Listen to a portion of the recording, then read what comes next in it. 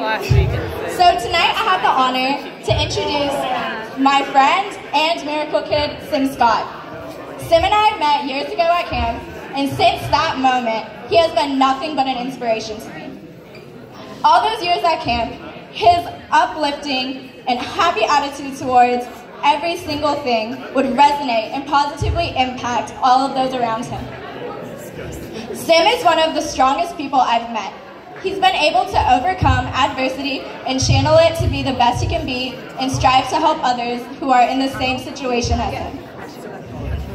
I have been able to witness how he, no matter the circumstances, remains grateful and optimistic. And so now, to tell more about his story, I'm welcoming Sim Scott to the stage.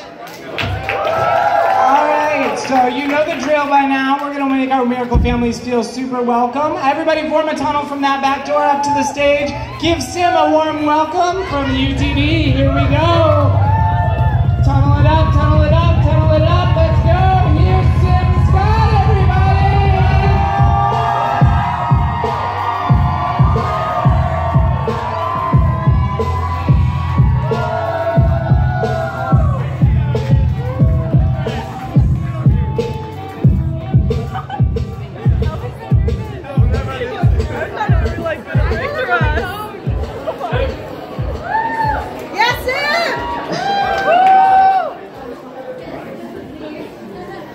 Well now, here we are a year later and another dance marathon. I'm so proud of you for keeping this going.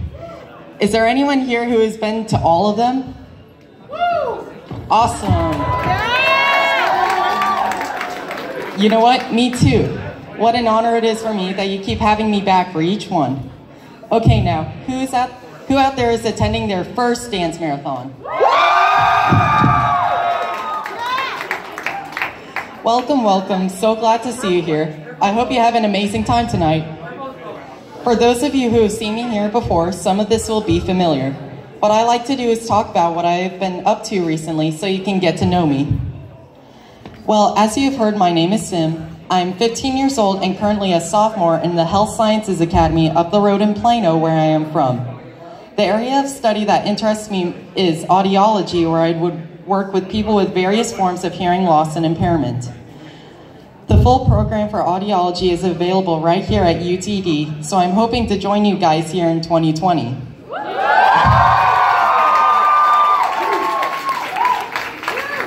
If any of you are in that program now, can I be your new best friend and audit your classes so I can see what I'm in for?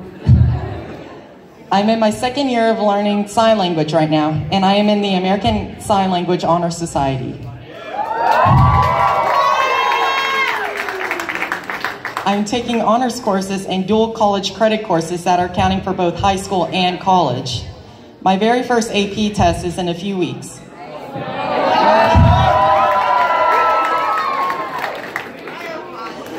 I was accepted into the Certified Nursing Assistant program in the Health Sciences Academy for my junior and senior years.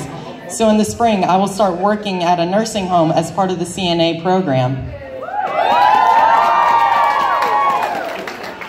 Back in the 7th grade, as part of the Duke University TIP program, I took my SATs and didn't do too shabby.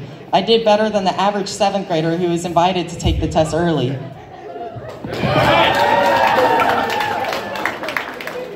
With the dual college enrollment and upcoming AP classes getting me ready for testing out of subjects, I'm hopeful that I will have a semester of college done when I graduate from high school at 17.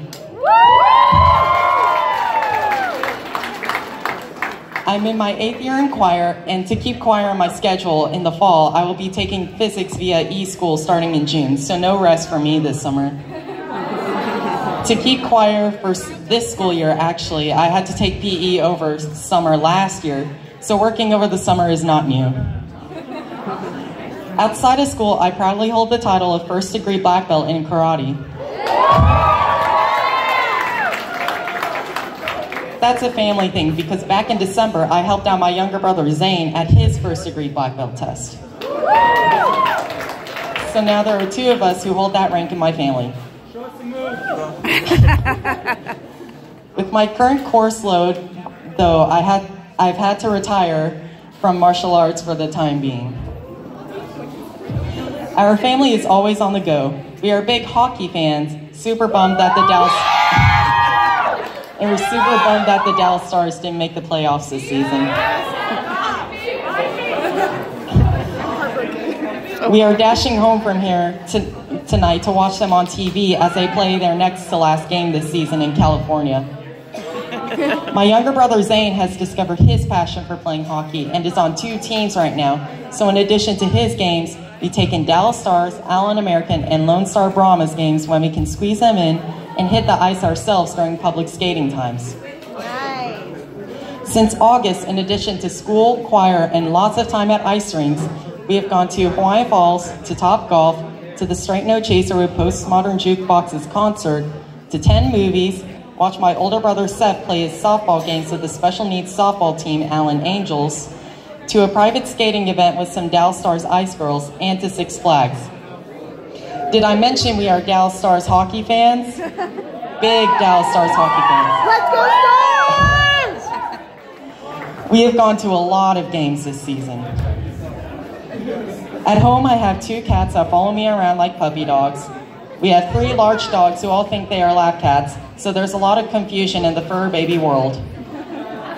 When not buried in homework and activities and fending off those furry sponges, I like to read and cook. As a member of the Health Sciences Academy, I'm required to volunteer in the community on a regular basis, and that actually works out well for me because that is something I've been doing on my own already since 2009, because I believe it is important to volunteer in the community. Since August, I've been able to volunteer at my school before the year began for greeting the incoming freshmen in the Health Sciences Academy. I got to serve on the balloon chase crew for the Wind Rose Balloon at the Plano Balloon Festival. I participated in the annual Hope Walk benefiting Hope Kids North Texas, gave a speech for CMN at Neighborhood Credit Union, who is the title sponsor for the annual December Radiothon at my training hospital. My story was recorded and played during the Radiothon in December, so I have done 6 Radiothons now.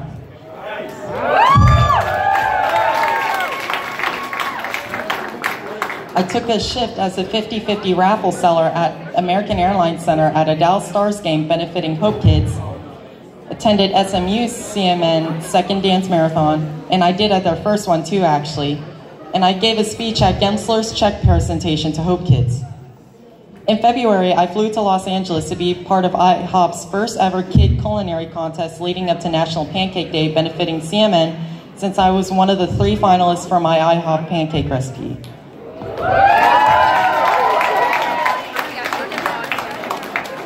I cooked up pancakes on Fox 4 and WFAA to try to get folks to get out to IHOP on National Pancake Day, then went and cooked up a few more at the IHOP in Plano.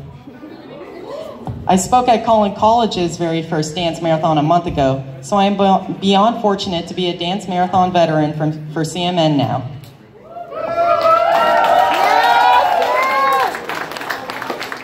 I am sorry to say I don't dance much though, but maybe that is something I can work on. Me too. Believe it or not, that is not even everything I've been up to this school year started, but that is more than enough to share at this point.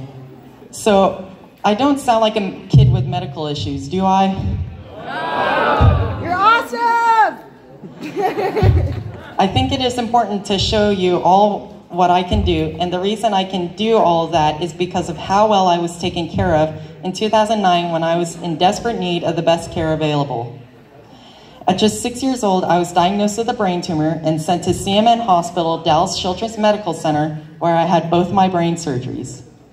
Yes, not 1, but 2 brain surgeries about 6 weeks apart, with the second one being quite the major ordeal. I have come such a long way from the unexpected 24-hour coma post-resection surgery and needing help eating and walking. My tumor is in the astrocytoma family, but since it is unique, it actually cannot be more truly named. About 5 to 10% of the tumor cannot be safely removed from my brainstem, so I'll have annual MRIs for the rest of my life to watch what it is doing. Luckily, after all this time, it is doing nothing, so I'm considered to be in remission.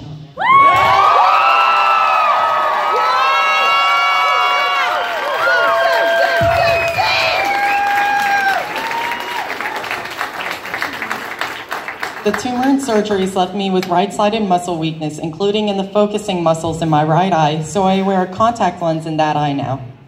It also affected my balance a bit, so that is why I took up karate to work on balance and strength for my needed physical therapy. There are unavoidable side effects to having a brain tumor and going through surgeries to try to get it out, but there is nothing going on that I haven't been able to adapt to and work around. Great outcomes like mine come from great doctors and great hospitals that have what they need to care for kids. Children's Miracle Network Hospitals helps them make that happen. The funds raised for CMNH go to a wide variety of things, from funding research into new therapies into things like helping to get the DVD players that are safe to use with MRI machines. I can personally attest to the benefit of those DVD players because I get to watch movies during my MRIs since I chose to do all of mine without anesthesia. For 70 minutes, I can't move at all while in that loud, tiny tube, and the distraction sure comes in handy making the time fly by. Being diagnosed with a brain tumor is definitely life-changing, but I am living proof that a diagnosis like that does not define you or limit you. Your life is what you make of it, but everyone needs help now and then. Some in little ways, some like me in a massive way, but when we work together, we can take care of the kids in our community. Keep up your dance marathon passion and never doubt that what you're doing is amazing. Thank you and see you next year.